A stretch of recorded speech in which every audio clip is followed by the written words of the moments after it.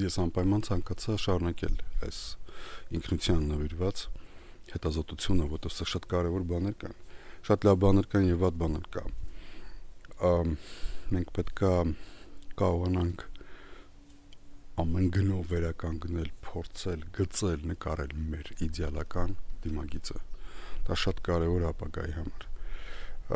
Մենք կարող ենք գտնել մեր հեթանոս նախնու արևային պաշտամունքը, կարող ենք փորձել գտնել իր կենցաղային բնօրինակները, կարող ենք գտնել կենցաղային միստերիան եւ հետագայում այն հակամիստերիան, որի պատճառով մենք գտնվում ենք անկման մեջ։ Դա համար գնանք առաջ, փորձենք հասկանալ այդ հին աշխարհը։ Այդ մտորումների ժամանակ ես անսպասելի եզրակացություն ուրեմն ստացա, որ որտեղ գտնել այդ հեթանոս նախնիներին։ Ոնց զգալ իրանց, ես հանկարծ հասկացա, իրանք մարմինավորվել են մեր երեխեքի մեջ։ Այս երիտասարդ սերունդը, որը որ զբաղված է այդ հիմնական խնդիրներով, պատրաստում են կերակուրներ, տեխնոլոգիան օգտագործում են, իրանց կեցության հարցերն են լուծում, իրանց հացի խնդիր, իրանց ապրելու վայրի, իրանց անձնական կյանք։ Դրանք բաներ են, որոնք մեր սերունդը ձեռնամուխ էր ելնում շատ ուշ, ձևավորվելուց, ինչ-որ մասնագիտական կամ տենց ճանապարհներից հետո, ու ես հասկանում եմ, որ այս նմանը նախնադարյան, նախապատմական ժամանակներին, երբ որ չկա ոչ մի գաղափար, ու կա աշխարհը, ու դու պետք է քո կյանքը դասավորես, ոնց հնարավոր է։ Այդ դա բերում է նախածրագրերի զգացողությանը։ Այդ նախածրագրերը, որոնցով օժտված են կենդանիները, որոնց մենք ասում ենք բնաստ, բայց ես ասում եմ դա նախածրագրեր, որովհետև գտնում եմ, որ դա մեր նախնին ստացել է արևից որպես բանական հրահանգներ, փորձենք դա զգալ, փորձենք մտնենք այդ նախնու մաշկի մեջ, հասկանանք, որ ինքը մենակ կանգնած է աշխարհում ու ոչ մի աստված իրան չի երևում ու ոչ մեկ չկա, որ իրան բացատրի ինչ-ինչուց։ Ինքը պետք է ապրի եւ ժամանակի ընթացքում դիտարկի բնությունը ու հասկանա, որ գարնանը տեղի ունենում զարթոնք, ծիլ ու ծաղիկ, իսկ հետո ամռանը պտղավորում, իսկ հետո աշնանը նորից հնարավոր է սերմ վերցնել որոշ, ուրեմն որպեսզի գարնանը նորից ցանել։ Դե այս ամեն ինչը սննդի շղթաներ են եւ կարող այդ մակարդակի վրա էլ մնալ, բայց եթե դու կարողանում ես սննդի շղթայից հանես մտածողական սխեման, այս նպատակահարմարությունը, որ բնության մեջ կա, որ փաստորեն փակ համակարգի մեջ շարժումը բերում է քեզ նորից սնունդ, նորից բերում է բարիք, նորից կարելի է դա սպառել, նորից կարելի է ուրեմն ապրել եւ դրա ընթացքում կատարել ինչ-որ մարդկային ավելի բարձր գործողություններ։ Սա մտածել է տալիս մեր նախնին։ Սա բերում է նրան, որ պետք է ինքը կարողանա որոնել այդ աղբյուրը, որտեղից է գալիս այդ հրահանգները, որտեղից է գալիս այդ ծրագրերը, որտեղից են գալիս այդ բնազները։ Մեր պայմանականացված ու մեր հարաբերական խելքը չի կարողանում դա որոնել։ Իսկ նախնիի համար, հեթանոսի համար դա շատ միանշանակ է։ Ինքը հասկանում է, այնտեղ որտեղ ընկնում արևի լույսը, այնտեղ տեղի ունենում արձագանք, անդրադարձ երկրի կողմից, աճ, այնտեղ որտեղ ստվեր է ու խոնավ, այնտեղ արևի լույսը չի ունենում, ոչինչ տեղի չի ունենում։ Կարելի է մտքով անջատել արևը ու տեսնել, որ երկրագունդը այդ մի հատ մութ, ցուրտ վայր է, որտեղ մենակ մի օրենք է աշխատում քայքայվելու, մահանալու, ու ոչ մի էակ չի գտնվի, որ կարողանա ինքնուրույն ապրել այդ մթության մեջ, սառնության մեջ։ Հենց արևը միանում է, նորից կյանքը շարունակվում է։ Նշանակում է, որ ոչ միայն արևը տալիս է լույս ու ջերմություն, այլև տալիս է այդ էակների ներքին ակտիվությունը, տալիս է նաև այդ անելիքը, թե ես ինչով պետք է զբաղվեմ, նա ինչով պետք է զբաղվի, ինչ պետք է կատարվի երկրի վրա։ Այսրանք է հեթանոսը տեսել արևից իջնող։ Ինքը լսում է այդ ձայնը, աճեք, բազմացեք, հասունացեք, մեծացեք, պայքարեք, ստեղծեք, պաշտպանվեք, կրակով մշակի քո ուտելիքը։ Այս բոլոր բանական գործիքները եւ այլևս ամբողջը իջնում է այն տեղից, որտեղից նաեւ իջնում է ջերմությունը։ Դրա համար ինքը կարա իր ձեռքերը բարձի դեպի արևը ու խնդրի առավել փարթամ ծրագրեր, առավել փարթամ ուրեմն իրականություն իր շուրջը, առավել հզոր, ու այդ կարա լինի պատճառը, որով ինքը սկսի ուրեմն աստղը երկրպագել ու պաշտել։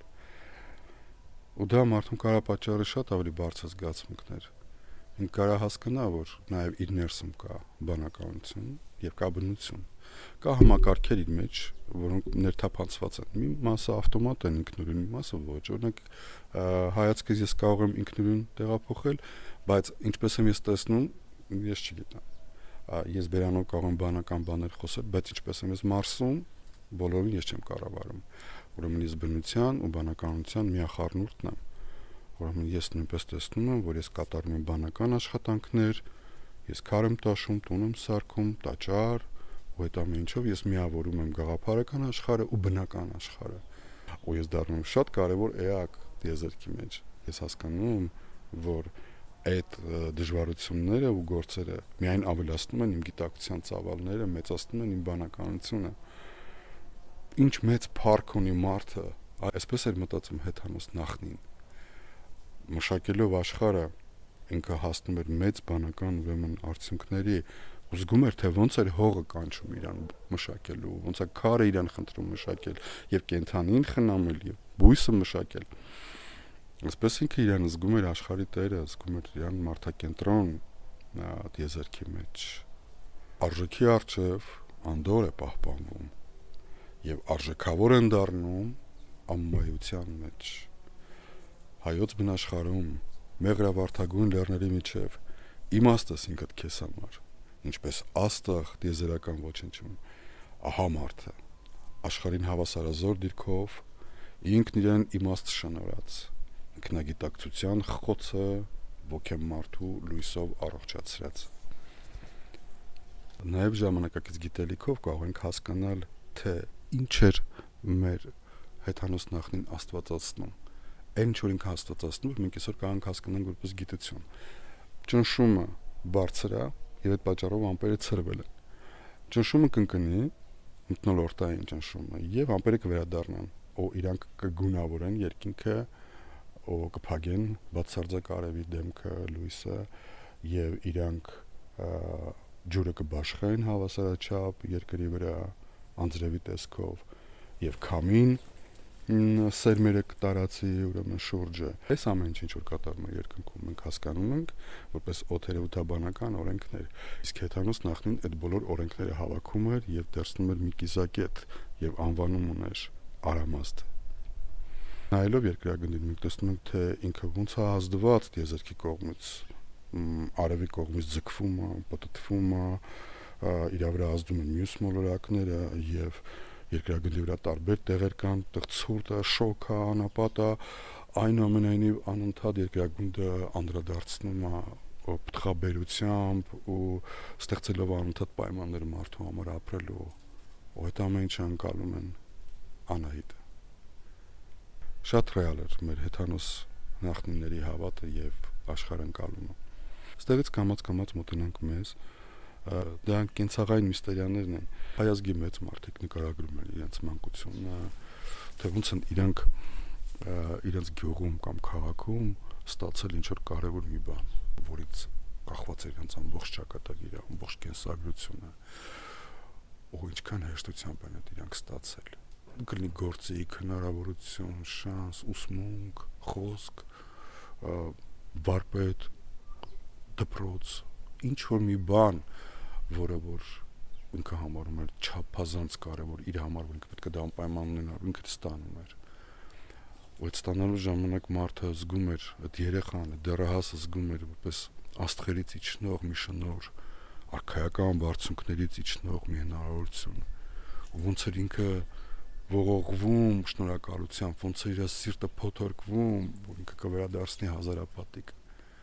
Այս առօրյա սովորական կյանքի մեջ թվացող հասարակ ապրումները իրականում միստերիական բնույթ ունեն։ Եվ այս կենցաղային միստերիաներն են տեղի ունեցել մեր քաղաքներում, եղել է մեր նվիրական թաքուն կյանքը, որ մենք կարող ենք տալ առանց հսկելու, կարող ենք աճեցնել առանց ակնկալելու, կարող ենք օժտել թողնելով ազատ, առանց վերահսկելու։ Այս անհատական աճն են զգացել բոլոր նախնիները մեր, այս ազատությունն է, հնարավորությունը վերանայել ինքն իրեն, խմբագրել ինքն իրեն։ Ու այս ընթացքում նրանք ստեղծում են բազմաթիվ ստեղծագործություններ, արարումներ, գործեր, գրքեր, երաժշտություն, թատրոն, բազում ասպարեզներ լցնում են գյուտերով ու մենք մտածում ենք որտեղից էս հայ ազգին էս հնարավորություն։ Դա գալիս է այդ մեր բնական միստերիաներից, որտեղ որ մենք ապրում ենք այն գոհունակությամբ, որ կարող ենք մեր երեխային, մեր դեռահասին, այն մարդուն, որ դրա կարիք ունի, տալ ամենակարևորը, տալ ամենաէականը, որից կախված է իր ամբողջ կենսագրությունը։ Դրա համար մենք պետք է կարողանանք խնամել մեր լավագույն որդիներին, մենք պետք է սովորենք խնամել նրանց, ովքեր որ հենց այդ բերքատու ճյուղն են, ու մենք պետք է հասկանանք այդ մեխանիզմը։ Նրանք կիրառում են շատ հանճարեղ ուժեր, իրենց վերանայելու։ Իրանք իրենց ներսը կառավարելու ժամանակ շատ ավելի հանճար են կիրառում, քան այն, ինչ որ իրանք անում են իրենց գործերի մեջ։ Եվ կարելի է ընդհանուր քաղաքակրթորեն ամփոփել ու շարժվել առաջ։ Հույները նույնպես միավորում էին ոգին եւ մարմինը։ Դա դասական հունական արվեստի շրջանն էր, որտեղ իրենց աստվածներին քանդակում էին մարմարի մեջ եւ այդ բոլոր տաճարներում։ Եվ այդ մոդելը վերցրեց Եվրոպան։ Բայց այսօր այդ մոդելը էլ չի դիմանում։ Ինչու՞։ Որովհետեւ բազմաթիվ ագրեսիվ եւ խնդրահարույց գործոններ են հավաքվել մարդու կյանքի շուրջ, անձնական կյանքի շուրջ եւ հանրային կյանքի շուրջը, եւ հանրային կյանքը չի կարող պաշտպանվել։ Ինչի՞։ Որովհետեւ ինքը իր լավագույն գործողությունը ոգու եւ նյութի հետ կապված դրել է միջոցառումային ձևաչափի մեջ։ Դա իր արվեստն է, իր փիլիսոփայությունն է, իր բարձրագույն գործողությունն է, որ ինքը կտրել է կյանքից, կտրել է կենցաղից։ Ի տարբերություն հունական մոդելին, հայկական մոդելի մեջ մենք նյութը ու ոգին միավորում ենք հենց կենցաղի մեջ։ Մեր համար հենց ուտելն ու խմելն է հաղորդություն բարձրագույնի հետ։ Մեր քաղաքակրթական ապրելակերպը, բանական հունը, մարդակենտրոն դիրքը արդեն մեզ թույլ է տալիս ամբողջ բանականությունը եւ իջեցնել եւ միախառնել կենցաղային կյանքին։ Այդ պատճառով մեր մոդելը ավելի կենսունակ է դառնալու ապագայում։ Այս երջանկավետ կենսակերպը տևեց մինչև 301 թվականը, որտեղ մենք ընդունեցինք քրիստոնեությունը որպես պետական կրոն։ Հիմա պետք է մենք հետազոտենք այս հակամիստերիան, նախորդ ասում եմ, ես քրիստոնյա եմ եւ ամբողջ իմ մտածողություն ներքին աճը դա շնորհիվ քրիստոնեությանը։ Այնպես որ դա չի քննարկվում, բայց ինչ որ ես ուզում եմ քննարկել, դա կապված է պետականորեն ընդունելու հետ։ Կարծում եմ, որ դրա մեջ շատ մեծ ողբերգություն կա։ Ինչի համար։ Նորից վերադառնանք ոգեգիտական հայացքին։ Մենք պետք է նայենք պետությանը ու հասկանանք, որ դա իրանից ներկայացնում է բռնության ենթակառուցվածք։ Հնարավոր չի պատկերացնել պետություն առանց ոստիկանական խցերի, հնարավոր չի պատկերացնել պետություն առանց բանակի, որով եւ պաշտպանում է եւ սպանում է։ Ուրեմն պետության հիմնական գործառույթը բռնությունն է, վերահսկումն է մարդկանց, հետևել օրինական եւ պաշտպանության եւ պատերազմների եւ այլն։ Ու եթե մեզ դիմում են պետականորեն ընդունելու կրոնը, դա ունի արդեն շատ որոշակի ենթատեքստ, ու դա հիմա պետք է մենք ուսումնասիրենք։ Նախ պետք է մենք հասկանանք Գրիգորներ եկավ հսկայական տանջանքների ենթարկեց Յանտրդատը, որ լինելով խոշոր ու հաղթական մարդ, ընդհանրապես պիտի որ չկարողանար մտածել այդ տեսակի տանջանքներ։ Երկրորդը 15 տարի հետո գալիս են ուրեմն կույսեր Դիոկլետիանոս կայսր կողմից հալածված, որը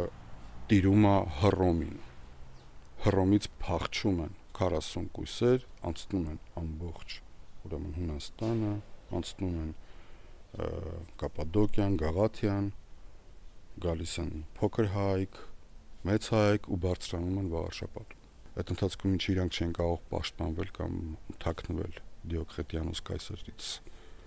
հազարավոր քաղաքներում կամ 100,000-ավոր գյուղերում։ Ինչևէ, եկան ստեղ ու այդ համապատասխան իրադարձությունները կարելի է ծանոթանալ Ագաթան Գեոսի մոտ, ու ստեղ կատարում է ամենահետաքրքիր պահը։ Ագաթան Գեոսը արդեն նշում է, որ Եվրոպայում գոյություն ունեն եպիսկոպոսներ։ Ու մենք ինքնես գիտենք, որ 50 թվականից սկսած մեր թվարկության բավական գիտակից քարոզներ է կատարվել եւ Աթենքում, եւ ուրեմն ամբողջ միջերկրական ծովի ավազանի շուրջը, ու արդեն կատակոմբեր կային, ու արդեն կային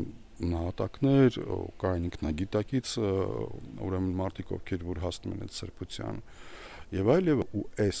շղթայի մեջ ինքը Գրիգորը երբ որ հերթական հեթանոսական տաճարն է ավիրում, այնտեղ դուրս են գալիս այդ չար ուժերը ու չգիտես ինչի տեղյակ են պահում բոլորին, որ իրան գնում են դեպի հյուսիսային ազգերի մեջ մտնելու եւ այլ եւ այլ։ Դա շատ զարմանալի է հասկանալ, ինչի համար պատմիչը նկարագրում է տեսակի, ուրեմն տեղեկություն ամես փոխանցում, թե այդ դուրս եկող այդ չար ոգիները ինչ են նշում, թե ուր են գնում, ու իրենց հարցնում կամ ասենք ու դա հետաքրքիր։ Նույն կերպ Աֆրիկայի, Եվրոպայի կամ Ասիայի սրբերը, քրիստոնյա նույնպես իրենց տարածքներն են մաքրել իրենց աղոթքներով։ Նույն կերպ եւ նրանք են այդ տարածքներից ուրեմն հալածել դևեր կամ չար ուժեր։ Այդ քանակը չար ուժերի ահռելի էր։ Հսկայական է այդ տարածքը, որտեղ արդեն 300 թվի կողմերը տարածվել էր ուրեմն քրիստոնեությունը։ Այդ ամբողջ տարածքից հալածվել են բոլոր տեսակի չար ուժերը։ Եվ այստեղ կարևոր է ոգեգիտորեն հասկանալ հետեւյալը։ Չար ուժը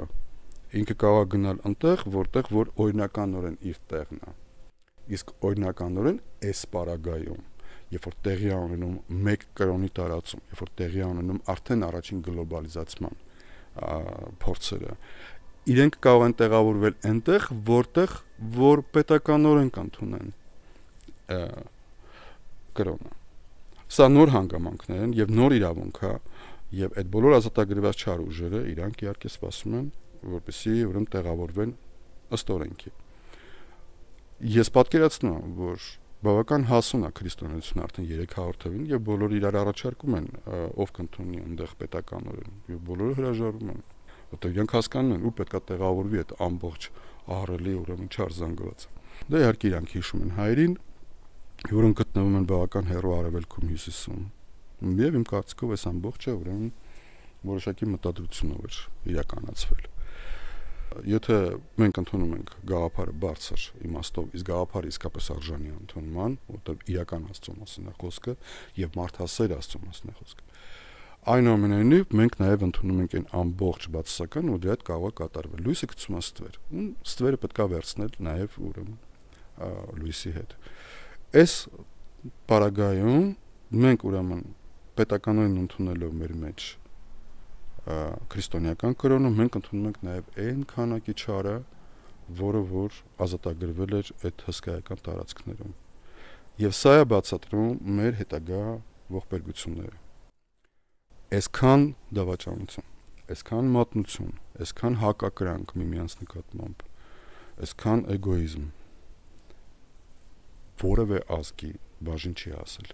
որևէ ազգի ներսում գոյություն չունի։ Եղել է ինկվիզիցիա, կաթոլիկ եկեղեցին շատ չարաշահումներ արել, բայց դրանք լոկալ տեղային իրադարձություններ են եւ վերաբերում են որոշակի շերտերի։ Ոչ միտեղ չարիքը չի մտել ամբողջ ազգային հատույթ։ Ոչ միտեղ չարիքը չի ընդգրկել այդքան անհատականորեն, հատիկ, ոնց որ մեր պարագայում։ Եվ նայելով մեր պատմությանը արտաքին թշնամիների եւ ներքին թշնամիների առումով գալով այսօր մենք տեսնում ենք այսօր ինչ արհավիրքի մեջ ենք, ինչ զգացմունքային սառնություն, ինչ արհամարանք միմյանց նկատմամբ։ Նայեք միայն բաներում, փողոցներում հիմա վթարի արխիտեկտուրան նայեք։ Մի հատ նայեք ոնց է վթարը տեղի ունեցել։ Ոչ արագություն են խախտել, ոչ ուրեմն ճանապարհային նշանն են խախտել, արհամարանքի պատճառով է։ Դա համար ես գտնում եմ, որ մենք շատ մեծ